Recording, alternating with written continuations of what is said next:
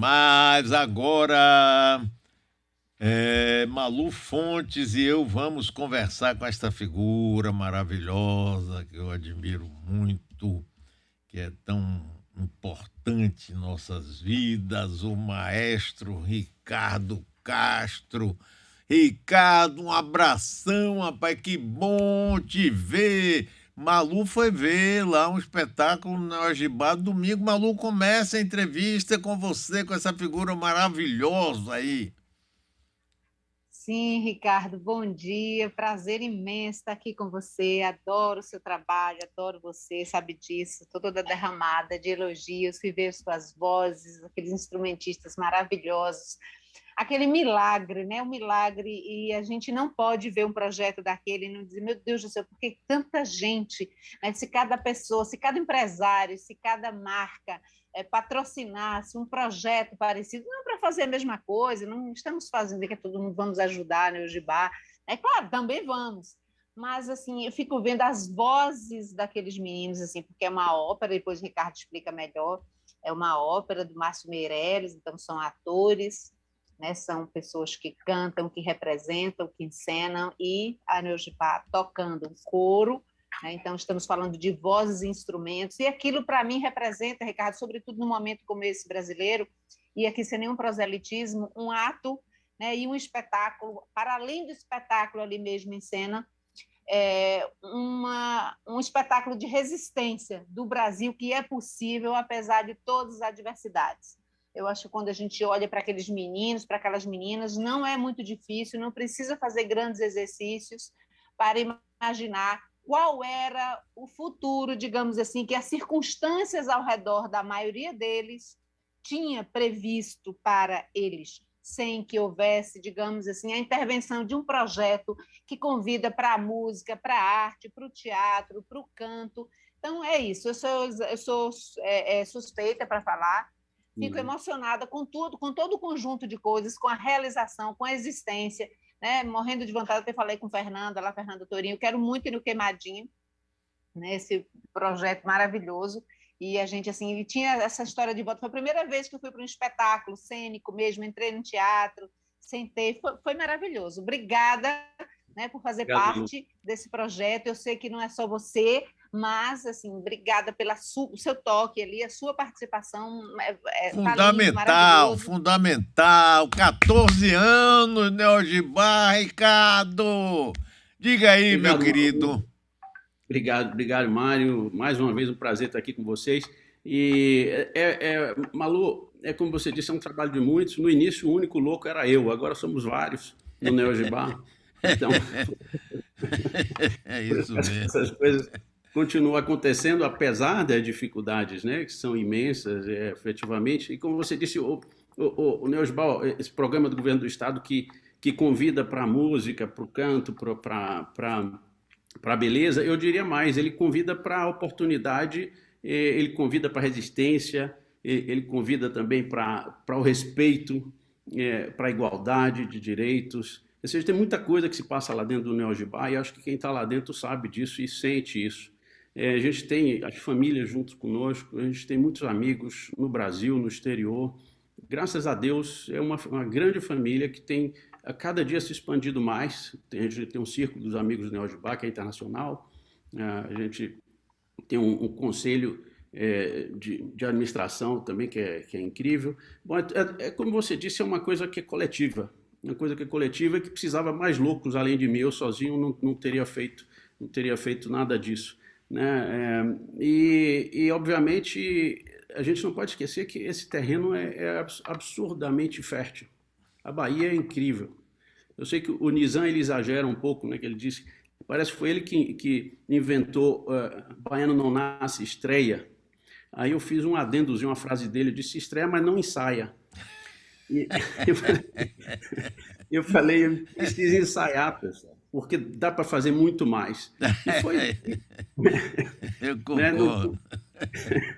É tanto talento, é tanta inspiração que essa terra nos dá, e é tanta mistura, é tantos cheiros, cores. É uma coisa incrível a Bahia, que a gente vai lá e sobe no palco e alguma coisa sai, mas pode ser muito mais, e foi um pouco isso. Acho que foi muito disso que a gente implantou em 2007, Mário, com a coragem que o governo do estado da Bahia teve de me chamar, né, uma pessoa que não era da área de gestão pública, simplesmente um artista que tinha conquistado o que conquistou aí, sabe, eu tenho residência na Suíça, carreira internacional, essas coisas, que somos alguns brasileiros aqui fora, e não tinha nada que provasse que eu poderia ser gestor de programas governamentais, e é verdade que eu aprendi fazendo, muita boa vontade, e talvez a vantagem é que eu cheguei na hora certa, com bastante liberdade, vamos dizer assim, para atuar, e já com uma idade madura, né, para fazer menos besteira, e tinha como, vamos dizer, como guia o programa da Venezuela, que já existia há uns 30 e poucos anos, e eles tinham errado bastante. Eu pude observar com eles o que a gente deveria e o que não deveria fazer. Então, isso me fez evitar uma série de erros, não todos, porque eu digo sempre, olha, quem não faz, não erra, né? Então, eu tenho o meu erro diário, né? Mas que eu estou sempre aberto para que as pessoas venham me dizer, Ricardo, isso aí poderia ser melhor, isso aí está errado, a gente vai lá e conserta. E acho que é um pouco disso que o nosso caminho desses 14 anos, muita participação de muita gente, muito carinho, muito amor por essas crianças maravilhosas. E, sobretudo, a gente não pode esquecer, um governo que há 14 anos, com a mão firme, apesar de todas as dificuldades, continua apoiando e mantendo esse programa, né? A gente tem captação de recurso externa, inclusive um dos programas que mais capta no Norte e Nordeste é o nosso, mas é um número ínfimo, se for comparar com o que o pessoal capta lá no Sudeste. Mesmo assim, existe uma captação no Neogibá, mas a grande parte é mantida pelo governo do Estado. Ricardo, eu estou conversando com o Ricardo Castro, ele é a pessoa que dirigiu, fundou e criou o Neogibá. Claro, com a ajuda do governo do Estado, foi bom você ressaltar isso, né, porque mantém até hoje. E é uma coisa primorosa, sabe? Porque aqui na Bahia, Ricardo, tem poucas coisas que têm qualidade sempre, durabilidade. Muita coisa começa bem, bonito, você quer dizer, quando você vai olhando, eu fico impressionado. Salvador, quando eu era jovem, dizia que é a cidade do que já teve. Já teve teatro, não tinha ainda o Castro Alves. Já teve ônibus elétrico italiano, Fiat. Uau. Ninguém acredita nisso, isso na década de 50, rapaz. E quando eu vejo um projeto como esse seu, rapaz, eu fico assim numa felicidade que você não sabe. Então, Ricardo, quando você foi convidado para isso, como foi que você sentiu e como é que você decidiu dividir essa sua carreira de grande sucesso internacional com esse projeto aqui? Eu gosto de repetir, Mário, que foram duas coisas básicas. A primeira foi de ter visto funcionar na Venezuela, que é um país que tem muitas semelhanças com o nosso país, porque eu não acreditava realmente, como muitos de nós brasileiros, que a nossa juventude fosse capaz de chegar a um tal nível de excelência. E eu vi isso acontecer na Venezuela, eu vi que isso era um programa de governo, que não era um projeto de uma ONG com apoio de uma empresa, era uma coisa que era institucional, então isso já me mostrou um caminho. E a outra é a lei de OS, a lei das organizações sociais, que pode ter suas controvérsias em algumas áreas, mas na área da cultura é a única que permite que instituições como a OSESP, Filarmônica de Minas ou museus em São Paulo funcionem bem, o próprio Máximo, tudo isso.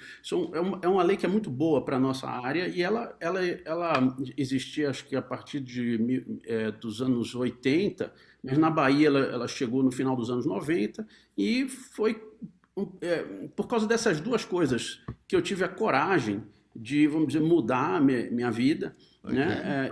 Porque eu sabia que as ferramentas estavam ali prontas, mas, obviamente, ninguém sabia que o resultado seria dessa magnitude, não dava para garantir um tamanho resultado. Essa sensação só ocorreu quando a gente ouviu pela primeira vez os jovens tocarem dia 20 de outubro de 2007 no Teatro Castro Alves lotado, crianças que nunca tinham subido naquele palco, crianças e jovens, né? Naquele momento era a maioria adolescentes e jovens adultos que não tinham para onde ir, tinham acabado a formação na universidade, ou tinham aprendido um pouco de música nas igrejas, ou tinham tomado aula, mas não tinham um grupo onde tocar. E em 2 semanas de ensaio eles realizaram um concerto lindíssimo. Isso foi realmente um marco para, vamos dizer, a história da educação, da música sinfônica, do que se faz num teatro Castro Alves. O público já eram os familiares desses jovens, ou seja, houve uma mudança naquele dia ali paradigmática, né? Que você traz as famílias da periferia para o teatro pela primeira vez. Não tinha ainda Domingo a R$1 no TCA. Né? O Neogibal foi o primeiro a abrir esse teatro para esse público. E a partir daquele dia, obviamente, a minha vida mudou bastante. Eu comecei a fazer viagens mensais entre a Europa e o Brasil, que só foram interrompidas com a pandemia, né? E agora, graças a Deus, a gente já consegue voltar a uma certa frequência. Ainda não é a mesma, mas muita gente me disse: Ricardo, muito cuidado, porque a sua carreira vai sofrer um baque no exterior. Eu falei: eu sabia disso, né? Eu sabia disso, mas eu tenho um amor muito grande pela minha terra. Acho que eu sou daí. Eu acho que eu achava que poderia fazer alguma coisa e tinha aí uma oportunidade para fazer alguma coisa, muito mais do que somente tocando meus concertos, que eram sempre para aquele mesmo público, classe média alta, que vinha no TCA, ouvia um pianista, eu acho que era séries internacionais, ou seja, algo que realmente causa um impacto muito baixo. Se a gente for olhar agora o que a gente consegue fazer com um programa como o Neogibá. Eu estou conversando com Ricardo Castro, Malu e eu aqui. Ele é maestro, pianista, fundador e diretor-geral do Neogibá. Agora, Ricardo, me fale da emoção da primeira apresentação no exterior desses jovens com você. Como é que foi? Aonde foi? Como é que foi? Você lembra? Sim. Não, aí o Nizam ganha outra vez, né? Porque a primeira já foi em Londres. A primeira já foi no Queen Elizabeth Hall. Então já era assim o topo. Então a gente sai de Salvador direto para Londres. Não foi numa salinha. E de lá para cá, as maiores salas do mundo nos convidaram para tocar. E os convites continuam. A gente teve que cancelar turnê em ano de pandemia, mas vem coisa boa por aí, que eu não vou falar agora. Mas resultado, aquele momento foi muito interessante, porque eu já tinha tocado como pianista naquela sala. E era uma coisa muito difícil. Eu tive que passar anos e anos lutando para conseguir ser convidado para tocar numa sala como aquela. Eu tive que ganhar um dos concursos mais importantes de piano, o Wimbledon do piano, que chama o Concurso Internacional de Leeds, que é muito disputado, pouquíssima gente consegue ganhar. Nunca um brasileiro, nem sul-americano, jamais ganhou esse concurso. Foi daí que eu consegui entrar nessa sala para tocar.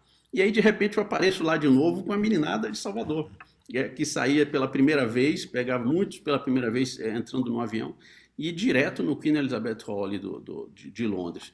E, obviamente, isso nos deu coragem para seguir, né? O caminho que muita gente conhece, né? Que é um caminho de muitas vitórias. Que coisa fantástica. E aí, Malu, diga aí. Você está onde agora, Ricardo? Você está onde? Nos fala assim. Como é que está a sua agenda? Sua agenda profissional, como é que está aí? Para quem você está tocando? O que é que você está estudando? O que é que você está preparando? A pandemia justamente me recolocou no ambiente europeu, né? Porque realmente a gente não conseguia trabalhar em presencial. A gente fez muito online, uma das instituições que mais fez online, pelo menos a primeira que começou 100% a funcionar tudo online foi o Neogibá. Se a gente olhar a nossa área das orquestras, das escolas, de tudo de formação, em 48 horas estava tudo online. Mas o presencial não era possível, então eu voltei para a Europa, porque já em maio, junho de 2020 já dava para fazer presencial aqui. Eu já tinha atividades pedagógicas, já podia dar aula, já podia fazer masterclass ou começar a fazer pequenos eventos, e realmente me recolocou no circuito. Eu me reinstalei, vamos dizer assim, no mercado europeu nesse ano e meio, esperando que pudesse retomar as atividades no Brasil. E, graças a Deus, a gente voltou também como um dos primeiros, né? Em agosto, acho que já o Neogibá já estava com atividades presenciais, e com atividades com público. Hoje o Parque do Queimado já tem atividades com público. E a gente está lutando para abrir os espaços culturais de Salvador no final do ano. Então, enquanto isso aqui na Europa, a vida está normal. Hoje eu levei meu filho para um museu que não precisava mais de máscara. Então, você mostra um passe Covid, né, dizendo que você foi vacinado e você não precisa mais usar máscara. Os concertos, as pessoas já sentam uns do lado dos outros, com máscara nesse caso. Alguns sim, outros não. Ou seja, a gente já pode trabalhar normalmente, né? Ou seja, eu tenho feito concertos. O próximo é aqui na Suíça mesmo, um concerto de Beethoven que eu vou tocar. Mas o último concerto foi aí no Brasil. Eu toquei a integral das obras de Beethoven para violoncelo e piano com Antônio Menezes na Sala São Paulo há pouco mais de 10 dias. Depois estive aí em Salvador para inaugurar a Arca. O meu último evento público foi tocar Gismonte na Arca Neogibá, num piano elétrico. E para mim, Malu, é a mesma coisa que estar numa sala dessas de Londres. Para mim é tudo igual, sabe? Que para mim música é uma só e o público para mim é um só. Então, agora a gente está lutando para que em Salvador a gente possa ter mais atividade de novo e, sobretudo, repor. Vamos dizer assim, o Neogibá quer agradecer o público, que quer agradecer o povo que nos financia, por esse ano e meio, por ter mantido o programa. A gente não teve corte de orçamento. Não foi só a gente, não. Todas as instituições culturais da Bahia, que são do governo, tiveram seus recursos 100% garantidos e a gente quer retribuir com eventos no final do ano. Então, a gente está montando agora um festival internacional que começa 27 de dezembro e termina 7 de janeiro, ou seja, algo totalmente fora de qualquer expectativa de calendário, né? Você fazer algo assim em Salvador. Aí a pessoa, mas você vai estar todo mundo na Praia do Forte? Eu falei, opa, todo mundo não. Quem é que tem casa na Praia do Forte? São aquelas mesmas pessoas, certo? Mas a gente quem quiser ir para a Praia do Forte pode ir, não tem problema. Inclusive pode ir para Nova York assistir concerto, também não tem problema. Mas a gente não toca para esse pessoal exclusivamente. Não são proibidos de entrar no teatro, muito pelo contrário. Mas e o resto do pessoal que está aí, sem recurso, que perdeu emprego, que está sem cultura há um ano e meio, que não vê beleza de perto, como você falou, Malu, eu sei que você andou fazendo suas estripulias aí com o seu filme do mundo, né? Que eu queria muito poder acompanhar, mas minha vida é daquele jeito que não Ricardo, dá. obrigada. Eu sei que você faz coisas incríveis também online, mas a gente quer ir para o presencial. E a gente quer retribuir, Salvador, o estado da Bahia, por a gente ter sobrevivido a essa crise até agora, com música, no palco. E aí a gente não tem teatro. Eu não tenho teatro para colocar uma orquestra dia 30 de dezembro. E eu estou trazendo artistas dos melhores do mundo para tocar em Salvador. E eu não tenho um teatro porque vai estar fechado, porque é recesso de fim de ano. Eu falei, mas como recesso? Ficou um ano e meio fechado e vai ter recesso de fim de ano. Não pode ter uma exceção esse ano? Porque foi agora que a gente está saindo de uma pandemia, depois a gente faz recesso, não sei, mas... E aí, pronto, eu estou lutando para ver se a gente consegue um espaço, um teatro que caiba uma orquestra, que dê as condições acústicas, com bons instrumentos e tudo. E essa é a nossa luta, mas eu acho que toda a gente devia se juntar, abrir os nossos espaços, abrir todos os museus, todos os teatros, tudo que for possível durante esse período de férias, porque nós artistas que não perdemos nosso salário, nossos empregos, a gente deve isso à sociedade. Porque muita gente perdeu muito nesse ano e meio. Muitos artistas ficaram sem absolutamente nada, é verdade, não estou falando deles. Estou falando dos outros funcionários públicos, os outros que trabalham para a Universidade Federal, que trabalham para a Orquestra Sinfônica da Bahia, que trabalham na Fundação Cultural. Ninguém perdeu o seu salário, enquanto que em muitos lugares do mundo não foi o caso. Então, eu estou fazendo aqui um pedido, por favor, se juntem a nós, vamos retribuir à população que o nosso emprego foi mantido, que nossos programas foram mantidos e pelo menos abram algum teatro aí para a gente... Eu estou dando uma indireta, né? Todo mundo já entendeu. Para que a gente possa tocar com a nossa orquestra no dia 30 de dezembro. Depois tem concertos 2, 3, 4, 5, até dia 7 de janeiro. Dia 7 de janeiro a gente já tem teatro aberto. Mas aí é só o final. Então é um pouco isso que o Neogibá... Você queria que eu falasse dos meus concertos? Eu falei, okay. Aí está minha luta atual, né? Minha luta atual é essa, Malu. E eu acho que eu tenho sido o Neo Gibá chegou onde chegou porque eu não saio do terreno de luta. Eu estou sempre lutando por algo mais. Esses meninos merecem, a Bahia merece, a gente pode melhorar, mas é tudo com luta, né? Fazer o quê? Vamos Eu para fico frente. imaginando, Ricardo, que para cada menino do Neo Gibá, eles têm primos, têm irmãos, têm parentes, amigos. Como é que eles. E eu acho que eles querem colocar no mesmo projeto. Como é que vocês lidam hoje com a grande demanda, que eu imagino, de desejo de meninos que querem entrar? E como é que é a questão das vagas hoje de renovação? Porque também imagino que alguns vão seguir carreira, não vão ficar a vida inteira no Gibá, porque vão, né, ter propostas de trabalho, eu imagino. Não só antes de proposta de trabalho, o nosso país não forma bem nossos músicos. Realmente não tem. Se ninguém quer ouvir isso, eu tenho coragem de dizer. Eu tive que sair daí e a nossa formação ainda não é o suficiente. Vamos dizer assim, mas música no Brasil pode ser um pouco abaixo o nível. Eu falei, não, se você forma um cirurgião, o baiano ele pode matar o paciente porque ele não aprendeu a mexer no bisturi? Eu falei, não, é tudo, cada profissão tem seu nível de excelência. E para ter um nível de excelência realmente respeitável, o Brasil não forma. Então, muitos dos nossos meninos e muitos dos jovens brasileiros acabam tendo que sair daí para estudar. E hoje você entra nos conservatórios do mundo e está cheio de brasileiro, principalmente esses últimos 10 anos, a saída foi muito grande, porque tinha mais recurso na mão dessas famílias que acederam a um outro patamar, o dólar não estava do jeito que está. Hoje em dia tem muita gente fazendo vaquinha para sair. Bom resultado, esses meninos, os que querem realmente, entenderam onde é que está a beleza, por que é daí que a música é importante, é daí que a música transforma, porque não serve ficar tocando arranjo, música de cinema, isso tudo qualquer um pode fazer. Mas tocar realmente bem, você precisa de uma grande formação e o nosso país não oferece. Além disso, obviamente, alguns encontraram emprego, graças a Deus, é muito bom, e muitos no Neo Gibá, porque o Neo Gibá se expandiu, tinha um programa de expansão maior, inclusive em mais núcleos no interior, que foi interrompido pela pandemia. A gente não diminuiu, mas a gente não cresceu. Mas a gente tem núcleos em Feira de Santana, em Teixeira de Freitas, em Vitória da Conquista, e esses núcleos são territoriais, ou seja, são núcleos onde nossos jovens eles atendem, eles acolhem os projetos locais. A gente tem núcleo Simões Filho, tem núcleo em Salvador, ou seja, esses núcleos são portas de entrada importantes para o Neo Gibá.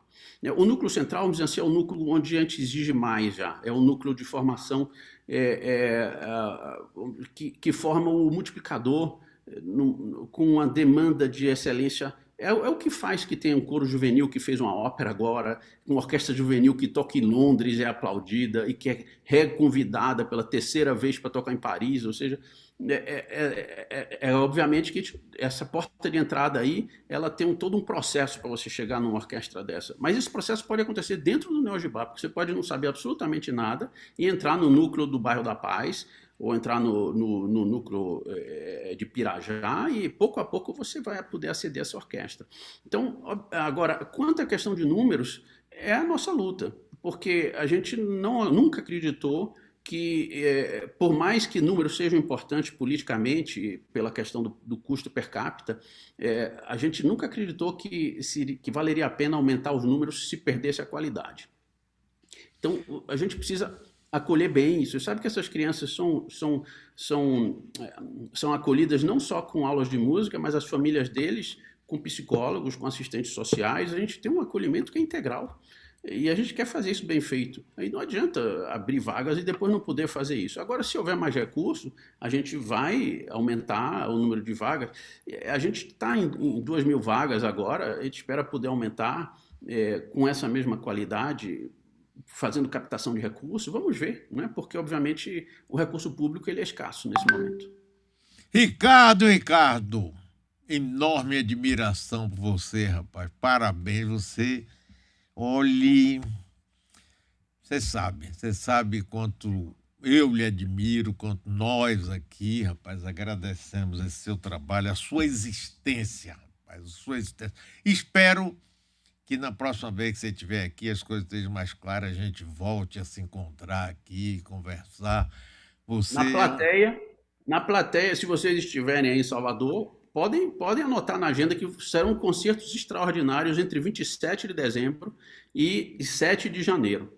E o do dia 30 que você ainda vai conseguir. Se você conseguir abrir o teatro aí para mim, poxa, cara, eu vou ficar... Vamos fazer força!